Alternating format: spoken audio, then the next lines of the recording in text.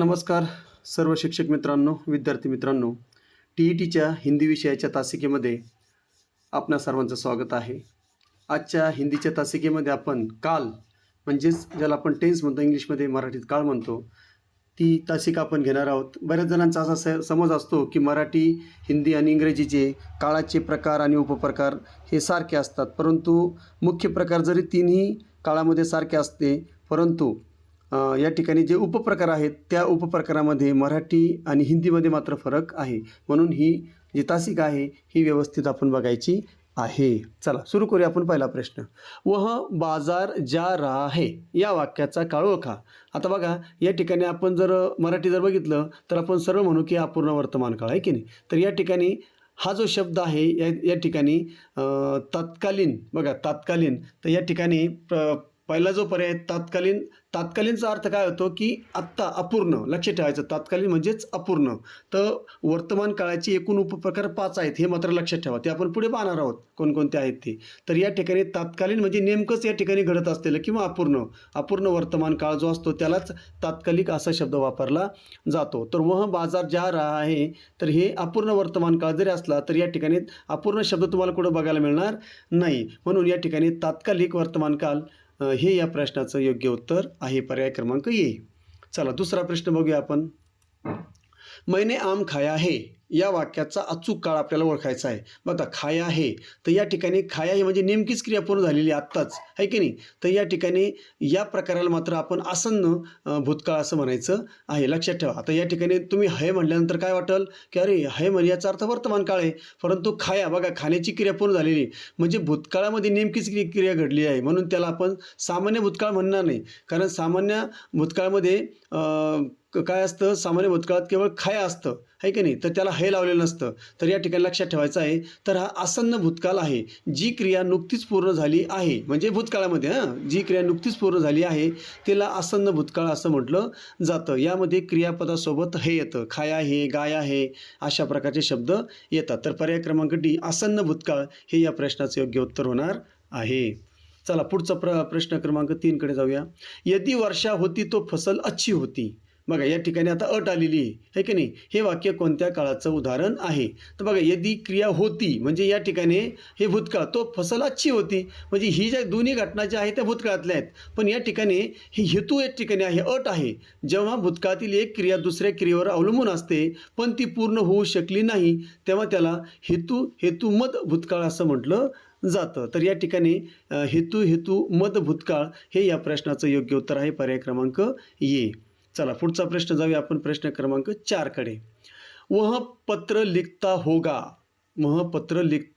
होगा. तर या ठिकाणी हे वाक्य जे आहे हे या ठिकाणी आता या वाक्याचा आपल्याला काळ ओळखायचा आहे. तर अपूर्ण वर्तमान काळ होणार नाही. आता या ठिकाणी बरेच जण लिखता होगा संभाव्य भविष्यकाळ म्हणून या ठिकाणी आपण त्याचं हे करू शकतो, पण संभाव्य भविष्यकाळामध्ये शायद असा शब्द आला पाहिजे.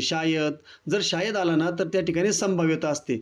तर या ठिकाणी हा पर्याय क्रमांक जो डी आहे, बघा, संदिग्ध वर्तमान काळ आहे की नाही. वह पत्र लिखता होगा, तर या ठिकाणी थोडी मनामध्ये संशय आहे, शंका आहे की नाही. तर जेव्हा वर्तमान काळातील क्रियेबद्दल संशय किंवा शंका असतो तेव्हा होगा वापरून संदिग्ध वर्तमान काळ तयार होत असतो. म्हणून हा या ठिकाणी जर बघितलं, वह पत्र लिखता होगा म्हणजे आपल्याला पक्क माहीत नाही, शंका आहे मनामध्ये, तर या ठिकाणी हे संदिग्ध वर्तमान काळाचं उदाहरण आहे. पर्याय क्रमांक डी, संदिग्ध वर्तमान काळ हे या प्रश्नाचे योग्य उत्तर आहे.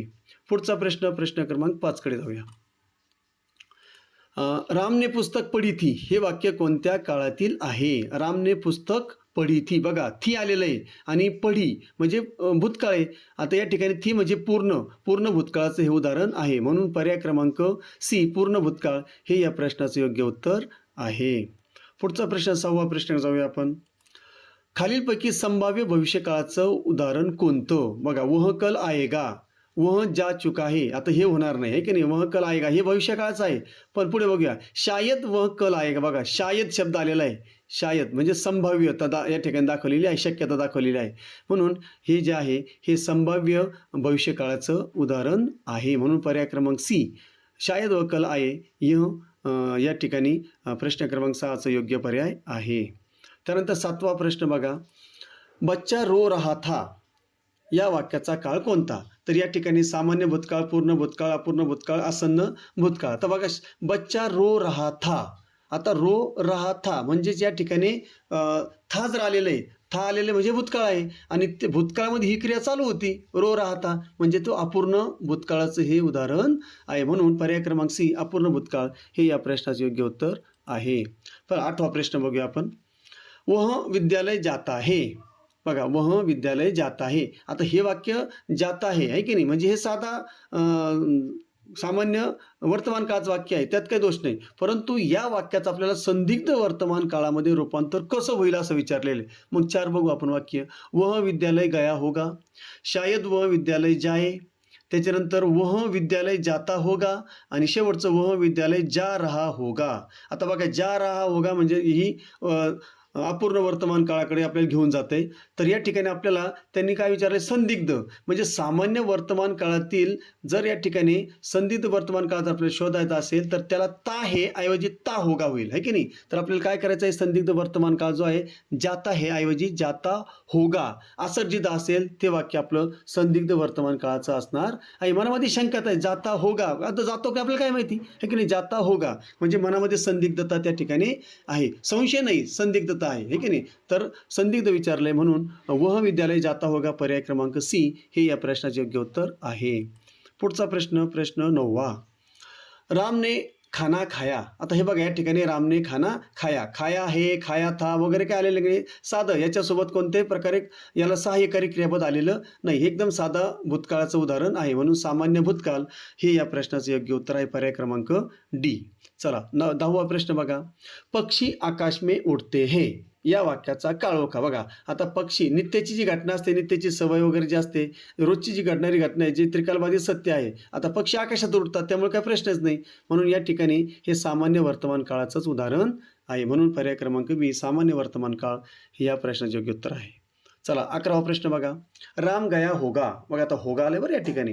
तर या ठिकाणी होगा म्हणजे मनामध्ये त्या ठिकाणी संदिग्ध आले, है की नाही. म्हणून या ठिकाणी राम गया होगा, होगा म्हणजे त्याला पक्क माहीत नाहीये, राम गया होगा. आता हो गया म्हणजे या ठिकाणी ते भूतकाळ झालं, है की नाही. आता होगा म्हणजे या ठिकाणी संदिग्ध भूतकाळाचं हे वाक्य आहे. म्हणून पर्याय क्रमांक डी संदिग्ध भूतकाळ हे या प्रश्नाचे योग्य उत्तर होणार आहे. पुढचा 12वा प्रश्न बघा. अपूर्ण भूतकाळाचे योग्य उदाहरण निवडा. आता अपूर्ण भूतकाळ, आता अपूर्ण भूतकाळ बघा, राम स्कूल गया हे काय झालं, या ठिकाणी साधा वर्तमान काळ झाला, साधा भूतकाळ झाला. आपल्याला अपूर्ण पाहिजे. राम स्कूल गया होगा हे संदिग्ध आहे, है की नाही. पुढे जा. राम स्कूल जा रहा था, जा रहा था. बघा, अपूर्ण भूतकाळामध्ये खा रहा था, जा रहा था, सो रहा था अशा प्रकारे अपूर्ण भूतकाळामध्ये हे वाक्य येतात. म्हणून पर्याय क्रमांक सी राम स्कूल जा रहा था हे अपूर्ण भूतकाळाचं उदाहरण आहे. हेच या ठिकाणी याचं योग्य उत्तर आहे. पुढचा 13वा प्रश्न बघा.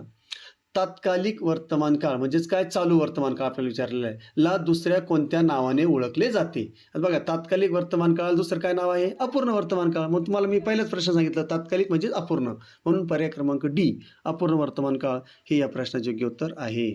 14वा प्रश्न बघा. क्रियापदाच्या ज्या रूपाने क्रिया नुकतीच संपल्याचा बोध होतो त्याला काय म्हणतात. नुकतीच, है की नाही. मग अशी आपण एक उदाहरण असं बघितलं, आसन्न, है की नाही. तर या ठिकाणी आसन्न म्हणजे जवळचा, नुकताच क्रिया संपलेला असेल तर आसन्न त्याला म्हणतात. आणि मग म्हणून या ठिकाणी आपल्याला भूतकाळ, आसन्न भूतकाळ.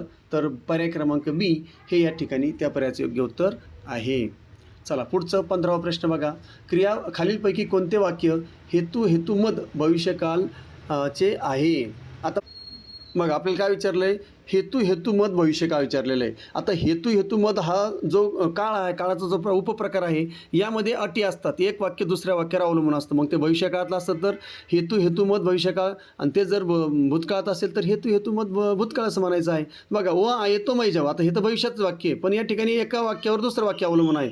म्हणून जेव्हा अशा प्रकारे भविष्य काळातील एखादी क्रिया दुसऱ्या क्रियेवर अवलंबून असते तेव्हा त्याला हेतुमद भविष्यकाळ असं म्हणतात. म्हणून पर्याय क्रमांक डी हे या प्रश्नाचे योग्य उत्तर आहे.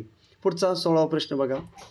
संभाव्य वर्तमान कालचे उदाहरण ओळखा. आता संभाव्य, तर लक्षात ठेवायचं, संभाव्य म्हणजे या ठिकाणी शायद वगैरे शब्द कुठतरी तो बघायचं आहे, संभाव्यता असते. वह पढ़ चुका है, वह पढ़ता होगा, वह पढ़ता हो. बघा, वह पढ़ता हो. आता त्याच्यावरचं वह पढ़ता होगा बी जे आहे, पढ़ता होगा हे संदिग्ध आहे.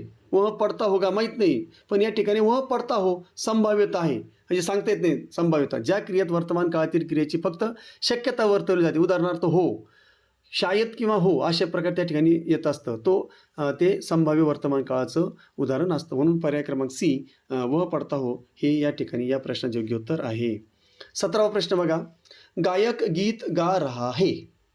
गा रहा है, रहा है म्हणजे या ठिकाणी चालू वर्तमान काळ किंवा अपूर्ण या ठिकाणी आपण ते वर्तमान काळाचं उदाहरण आहे हे तर आपण समजून घेतलं. या वाक्याचं पूर्ण भूतकाळात रूपांतर काय होईल? आता गायक गीत गा चुका था, बघा पुढे जायचं कामच नाही. गा रहा था, गा चुका था म्हणजे त्या भूतकाळामध्ये ती क्रिया पूर्ण झालेली होती. म्हणून पर्याय क्रमांक ए, गायक गीत गा चुका था हेच या ठिकाणी या प्रश्नाचे योग्य उत्तर आहे. पर्याय क्रमांक ए. चला 18वा बघा. सीता गई हा काळ कोणता आहे? तर या ठिकाणी गई या ठिकाणी तर आपल्याला हा कळतो की हा भूतकाळ आहे, परंतु या सोबत कोणत्याही प्रकारचं सहाय्यकारी क्रियापद दिलेलं नाही. साधं गोष्ट आहे म्हणून या ठिकाणी हा साधा भूतकाळ आहे. त्यालाच आपण हिंदीमध्ये सामान्य भूतकाळ असं म्हणतो. तर पर्याय क्रमांक डी हे या प्रश्नाचे योग्य उत्तर आहे. 19वा प्रश्न बघा. मदनने खाना खाया. बघा मदनने खाना खाया या वाक्याचं असन्न भूतकाळामध्ये रूप काय होईल? आता मदनने खाना खाया हा सामान्य भूतकाळ आहे, पण या वाक्याचं आपल्याला असन्न भूतकाळ, असन्न म्हणजेच काय तर नुकतीच त्या ठिकाणी ती क्रिया पूर्ण झाली असं दाखवायचं आहे. चला बघूया आपण. मदन खाना खा चुका था हे काय होईल? या ठिकाणी पूर्ण भूतकाळ होईल आहे की नाही. मदनने खाना खाया हे बघा खाया आणि त्याच्यासोबत हे आलं है म्हणजे जेव्हा या ठिकाणी भूतकाळ म्हणजे आसन्न जो भूतकाळ असतो त्याच्यामध्ये क्रिया तर पूर्ण झाली दाखवली असते, पण ती नेमकीच पूर्ण झाली. खाया आहे म्हणजे या ठिकाणी हा आसन्न भूतकाळाचं उदाहरण आहे. पर्याय क्रमांक बी हे या प्रश्नाचे योग्य उत्तर आहे. 21वा प्रश्न बघा. हिंदीत काळाचे मुख्य किती प्रकार आहेत? तर हिंदीत काळात हिंदी, मराठी, इंग्रजीत तिन्ही भाषेमध्ये काळाचे मुख्य 3च प्रकार आहेत. म्हणून पर्याय क्रमांक डी 3 हे या प्रश्नाचे योग्य उत्तर आहे. चला 21वा प्रश्न बघा. भूतकाळाचे एकूण किती पोट प्रकार म्हणजे उपप्रकार मानले जातात? हे मात्र या ठिकाणी सगळ्यांनी लक्षात ठेवायचं आहे. भूतकाळाचे उपप्रकार 6, वर्तमान काळाचे उपप्रकार 5 आणि आता भविष्य काळाचे पुढे प्रश्न आहेत आपण ते बघणार आहोत. तर त्या ठिकाणी आपल्याला त्याचे 3 प्रकार आहेत हे लक्षात ठेवायचं आहे. कशाचे? भविष्य काळाचे 3 उपप्रकार मानले जातात हे आपल्याला लक्षात ठेवायचं आहे. भूतकाळाचे 6, वर्तमानाचे 5 आणि भविष्याचे 3 हे लक्षात ठेवायचं आहे. चला तर या ठिकाणी समजलं. तर आता हे 6 कोणकोणते आहेत ते बघा. तर भूतकाळाचे 6 प्रकार: सामान्य भूतकाळ, आसन्न भूतकाळ, पूर्ण भूतकाळ, अपूर्ण भूतकाळ आणि संदिग्ध भूतकाळ आणि शेवटचा हेतुमद भूतकाळ. अशा प्रकारे सामान्य, आसन्न, पूर्ण, अपूर्ण, त्याच्यानंतर संदिग्ध आणि हेतुमद अशा प्रकारे या ठिकाणी 6 भूतकाळाचे उपप्रकार मानले जातात. म्हणून पर्याय क्रमांक ए 6. पुढे 22वा प्रश्न. क्रियापदाच्या ज्या रूपाने हे समजते की क्रिया भूतकाळात सुरू होती पण समाप्तीचा बोध होत नाही. म्हणजे या ठिकाणी भूतकाळात ती क्रिया सुरू होती म्हणजेच काय तर आणि संपल्याचा बोध होत नाही म्हणजे अपूर्ण भूतकाळ. म्हणजेच या ठिकाणी अपूर्ण भूतकाळाचं ते उदाहरण असतं. म्हणून पर्याय क्रमांक ए अपूर्ण भूतकाळ हे या प्रश्नाचे योग्य उत्तर आहे. चला 23वा प्रश्न बघा. शायद कल वर्षा होगी किंवा हो है की नाही. शायद संभाव्य है की नाही आणि हो म्हणजे या ठिकाणी भविष्य म्हणजे संभाव्य भविष्य काळाचं हे उदाहरण आहे. म्हणून पर्याय क्रमांक सी संभाव्य भविष्यकाळ. चला 24वा प्रश्न बघा. ज्या क्रियेने भविष्यात दुसरी क्रिया घडण्याची अट दर्शवली जाते त्यास काय म्हणतात? आता हेतुमद जो आहे हेतुमद जो असतो तो भविष्यात पण असतो आणि भूतकाळामध्ये सुद्धा असतो, पण या ठिकाणी भविष्यात विचारलेलं आहे. म्हणून या ठिकाणी हेतुमद भविष्यकाळ हे या प्रश्नाचं योग्य उत्तर आहे. पर्याय क्रमांक सी. चला 25वा प्रश्न बघा. श्याम पत्र लिख रहा होगा. बघा होगा म्हटलं की संदिग्ध लक्षात ठेवायचं. होगा संदिग्ध आणि शायद म्हणलं की संभाव्य हे मात्र लक्षात ठेवायचं आहे. रहा होगा. आता होगा म्हणजे कुठं भविष्यामध्ये आलं मग या ठिकाणी संदिग्ध रहा होगा है की नाही म्हणजे लिख रहा होगा. तर या ठिकाणी हा संदिग्ध वर्तमान काळ आहे. बघा या ठिकाणी संदिग्ध भविष्यकाळाचं आपल्याला दिलेलंच नाही आहे, तर या ठिकाणी मग आता तो पर्यायच नाही. तर वर्तमान काळात क्रिया सुरू असताना शंका असेल तर संदिग्ध वर्तमान काळ असतो. लिख रहा होगा.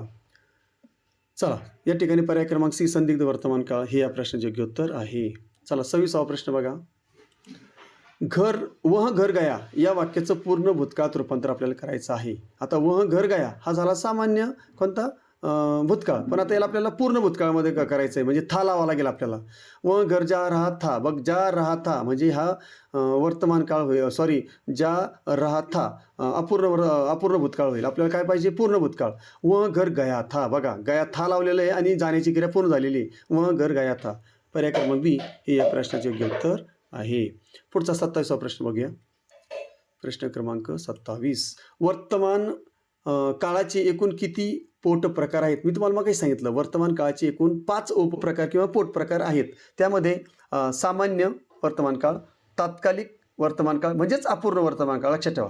पूर्ण वर्तमान काळ, संदिग्ध वर्तमान काळ आणि संभाव्य वर्तमान काळ असे एकूण 5 प्रकार आहेत. म्हणून पर्याय क्रमांक ए 5 हे या प्रश्नाचे योग्य उत्तर आहे. चला 28वा प्रश्न बघा. मैं पढू हा काळ कोणता आहे? मैं पढू, तर या ठिकाणी जर बघितलं तर या भविष्यामध्ये स्वतःबद्दलची भविष्यातील शक्यता किंवा इच्छा जर व्यक्त केली जात असेल तर त्या ठिकाणी तो संभाव्य भविष्यकाळ असतो. लक्षात ठेवायचं, संभाव्य म्हणजे भविष्यामध्ये मैं पढू म्हणजे संभाव्य त्या ठिकाणी दाखवलेली आहे. म्हणजे जसं शायद किंवा हो जर असतं ना तर त्याप्रमाणे मैं पढू म्हणजे शायद मैं पढू या ना पढू, म्हणजे या ठिकाणी फक्त शायद शब्द नाही आहे पण तो अदृश्य स्वरूपात या ठिकाणी आहे. म्हणून संभाव्य भविष्यकाळ हे या प्रश्नाचे योग्य उत्तर आहे. पर्याय क्रमांक सी. चला पुढचा प्रश्न 29वा. वह खाता है या वाक्याचा काळ ओळखा. वह खाता है, वह जाता है. या ठिकाणी जाता है, खाता है, तर ही गोष्ट सामान्य वर्तमान काळाची आहे. म्हणून पर्याय क्रमांक डी सामान्य वर्तमान काळ हे या प्रश्नाचे योग्य उत्तर आहे. चला शेवटचा प्रश्न बघूया. भविष्यकाळाचे एकूण किती उपप्रकार आहेत? तर मगाशी मी तुम्हाला सांगितलं भविष्यकाळाचे एकूण 3 उपप्रकार आहेत. जसे भूतकाळाचे उपप्रकार 6, भूतकाळाचे 6, वर्तमान काळाचे 5 आणि भविष्यकाळाचे 3. तर त्याच्यामध्ये 3 कोणकोणते? एक सामान्य भविष्य, संभाव्य भविष्य आणि हेतू मद भविष्य. तर यामध्ये पूर्ण भविष्य किंवा अपूर्ण भविष्य अशा काही प्रकार हिंदीमध्ये नसतो, हे मात्र लक्षात ठेवायचं आहे. आणि मराठीमध्ये हेतू मद वगैरे जे आहेत ते नाही आहेत, हे लक्षात पण ठेवायचं आहे. तर या ठिकाणी पर्याय क्रमांक डी हे या प्रश्नाचे योग्य उत्तर आहे. आशा करतो व्हिडिओ तुम्हाला आवडला असेल, स्पष्टीकरण आवडलं असेल. जर आवडलं असेल तर नक्की लाईक करा चॅनलला. त्यानंतर ह्या व्हिडिओला पण लाईक करा, सबस्क्राईब करा आणि ज्या वेळेस व्हिडिओ असतील त्यावेळेस तुम्ही त्या ठिकाणी कमेंट्स करत चला, जेणेकरून मलाही माझ्या चांगल्या वाईट गोष्टी मला लक्षात येतील, जेणेकरून मला सुधारणा करता येईल. म्हणून कमेंट्स करत चला. आणि TETचे सर्व प्रकारचे सर्व विषयाचे व्हिडिओ पाहण्यासाठी चॅनलला सबस्क्राईब करणं गरजेचं आहे. कारण सबस्क्राईब केल्यानंतर त्या प्लेलिस्टमधून तुम्हाला सगळ्या प्रकारचे व्हिडिओ पाहण्यासाठी उपलब्ध होतात. म्हणून त्या ठिकाणी सबस्क्राईब करा ही विनंती. सगळ्या मित्रांना या ठिकाणी आपल्या शिक्षक मित्रांना तुम्ही लिंक पाठवू शकता आणि त्या ठिकाणी चॅनल सबस्क्राईब करायला लावू शकता. तर या ठिकाणी आता पुढील तुम्हाला कार्यासाठी शुभेच्छा देतो आणि या ठिकाणी थांबतो. पुन्हा आपण भेटूया लवकरच. तोपर्यंत जय हिंद, जय महाराष्ट्र.